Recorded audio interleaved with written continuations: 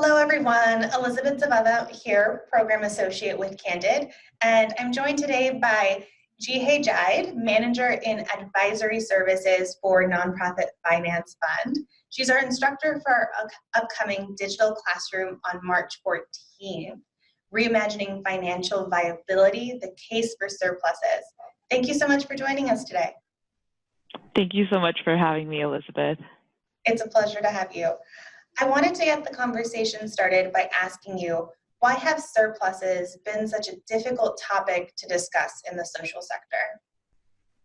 Sure, that's a great question to get us started. I do go into this a little bit more in the blog, but I think it's because the social sector doesn't exist to produce a financial return. We exist to serve our mission and to serve our communities. And in the midst of that, we are kind of having to balance between limited resources and great need. And foundations and organizations alike have to balance, how can we most effectively allocate our limited resources? And unfortunately, when that balance is happening, people have begun to think about surpluses as being extra money or optional. So rather these dollars go to another organization to add to their surplus, maybe it should go to this other organization. Or from an organization perspective, rather these dollars go towards our surplus, maybe we should spend it on this program instead. But because this thinking has become so popular in our sector, what it's resulted in is a lot of short-term thinking and inability to plan for the long term, and a lot of constraints in managing the operations on a day-to-day basis. So we're not having this discussion to say surpluses are more important than mission. Instead, we just want to recast the dialogue to say in what ways do surpluses advance mission? In what ways do not posting surpluses make it difficult for nonprofits to accomplish mission? So we hope it'll be a dialogue that focuses on mission more than finance, but also brings finance into the room as an integral part of what it takes to accomplish the mission that we're all here for. But yeah, I think that's one of the major challenges and why it's so important that we start talking about it in a mission-centric way. I love that approach. It absolutely should be mission-centric. That's what brings everyone to the work, but just kind of keeping the financial aspect in mind as well. Yeah. Following up, I wanted to ask you, how will your experience working with both funders and nonprofits inform our training on the 14th? Yeah, so this is definitely a sector dialogue. It goes both ways. If funders are punishing nonprofits or suspicious of nonprofits posting surpluses, that's not helpful.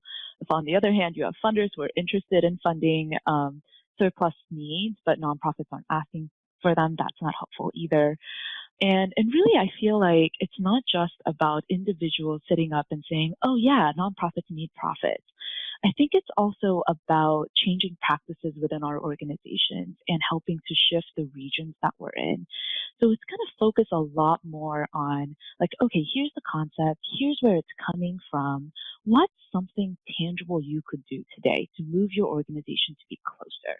We're not going to overnight become a sector that's able to post all the surpluses that we need, but we are going to be able to make steps and plans to be able to move towards that together. So we're really going to focus on conversation, communication, and practice internally and externally. So it'll focus mostly on the nonprofit side, but also coming from my conversations with funders, saying this to funders that surpluses are not extra money. I'm really trying to bridge the gap between the two as well. That's great. I really enjoy being able to bring those multiple perspectives into the room because it just feels much more practical and tangible if you actually know Absolutely. how. Speaking of practical and tangible, we do want our participants to walk away with skills or findings or learnings. So what's one thing that participants will be able to do right after this webinar? So my goal is right after the webinar, everyone should be able to quickly and concisely say why nonprofits need profits. And for a bonus, be able to kind of draw a picture of what happens when a nonprofit unable to post those profits, like what happens to mission, what happens to the organization, the morale, the community that they serve. And on a more positive note, also be able to articulate when nonprofits do post the surpluses that they need, what does that mean for mission, the community, the organization. So that's my goal. You tell me if I accomplish it after the webinar, and we can see. Absolutely. Laying the groundwork for starting that conversation, really being able to practice what we're learning, being able to articulate it clearly, will get you on the right path for starting that conversation with others in the field. And Jihei, I wanted to ask you a fun question. We love our presenters to just kind of be a bit more personable and have our audience get to know them a little bit on a personal level. So I wanted to ask you, do you have any recent favorite movies that you wanted to share with our audience?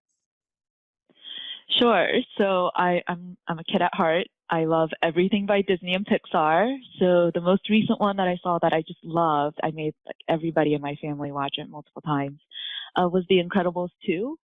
I sort of identify with Helen because she's very flexible. Yeah.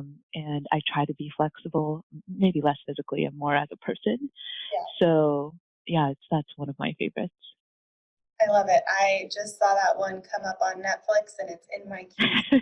It's great. This weekend. You won't regret it. It's a good Friday night wind down with some hot chocolate. Perfect. Well, thank you, Jihei, for sharing your experience with us today. I'm excited to continue discussing how to manage to a surplus on March 14th. We invite everyone out there on the internet to join us for this live digital classroom. We also want you to take advantage of our early bird pricing, so make sure that you register by March 6th. If you can't join us live, you can always watch the recording on your own time. Thank you so much for joining us today.